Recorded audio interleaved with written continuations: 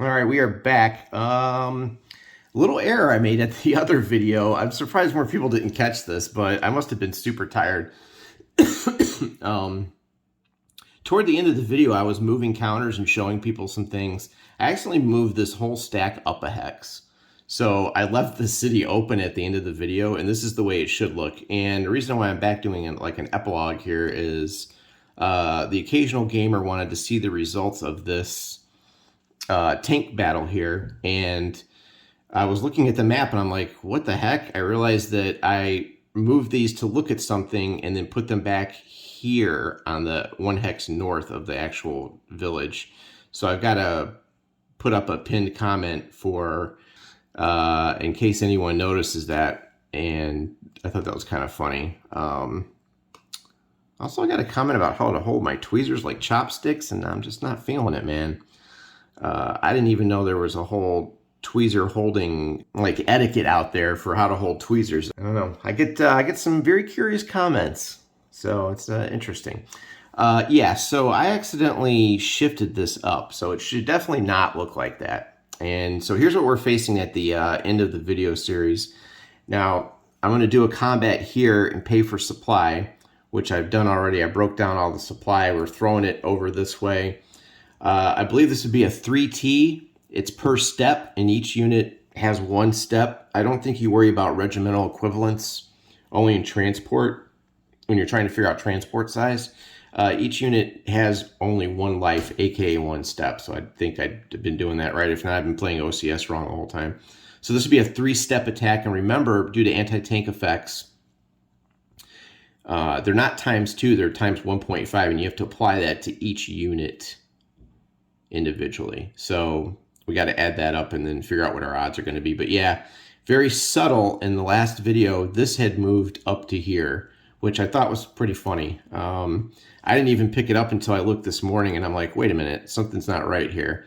And that just goes to show what happens when you're super tired and you don't pay attention. So I do that a lot on my videos. I notice that sometimes I put stuff down to show a demonstration and I put it back in the wrong spot.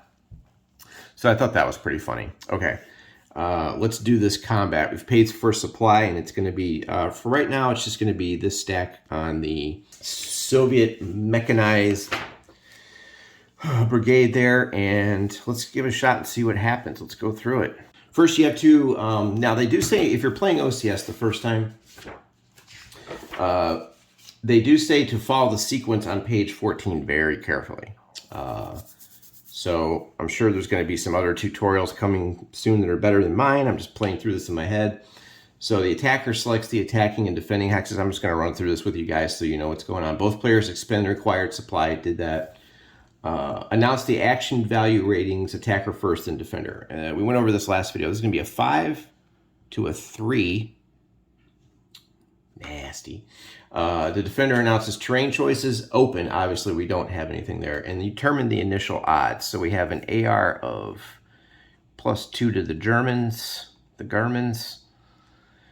And then we figure out our odds. So you're going to have 6 times 1.5, 6 times 1.5, and 3 times 1.5. So I'm getting 9, 9 plus 5. So 9, 9 plus 5, I'm getting 23.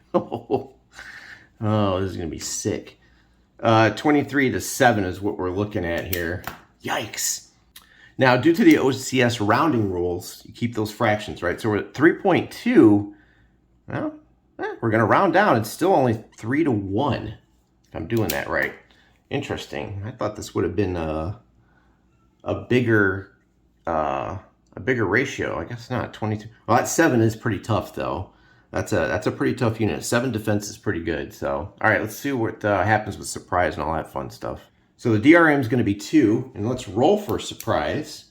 Here we go. We're going to add 2 to this. Oh. Well, I think this is why Occasional Gamer wanted me to do this. You're not going to believe this, kids. It continues even in an epilogue video. Look at this.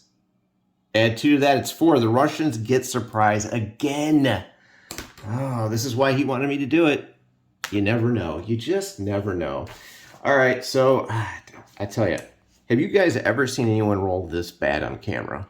Anyone. Just let me know. Let me know. Okay, well, let's shift our columns. Another die is getting rolled, and a 2. Well, so the 3-to-1 shifts over, and remember, you just shift it over here 2 columns. We're in open. 3-to-1 is going to drop to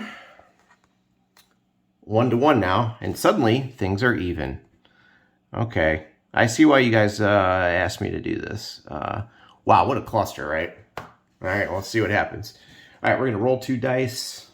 Man, unbelievable. I mean, I guess the good thing is here, due to the action rings, the Germans at least get +2 to this die roll for the combat, right? Okay. 6 +2 is an 8 on the 1-to-1 table. All right, let's see what we get here. Going down to the 8, attacker lose. Oh, so we got the same result as we did in the previous combat, I believe. AL1, D01. So the Germans are going to lose a step, and it has to be taken off the the unit that you chose. So the first loss. So we're going to lose an entire step here.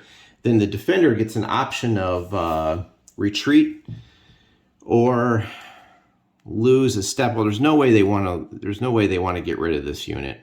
So we're going to retreat back to here, and then the Germans can advance. Oh man, yeah, I think we want to move in there and take that hex. Okay, so there you go. That's one possible thing that can happen. I just wanted to shoot this little video and show you that anything's possible, and it was not a blowout. So occasional gamer, you are correct, sir. Horrible die rolling. If there's one person you want to play because I can't roll, or because they can't roll dice, it's this guy right here.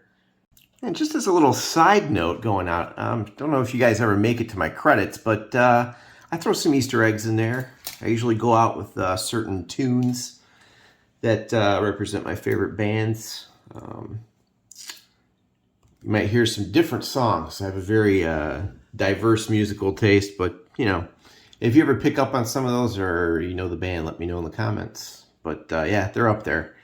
Little hints. All right, so that'll be it. Just wanted to post this little video up here the day after Thanksgiving. Hopefully everyone had a good holiday, and I'll be continuing some OCS off camera and trying to learn some stuff, and I await the comments for my bad die rolling. All right, thanks a lot.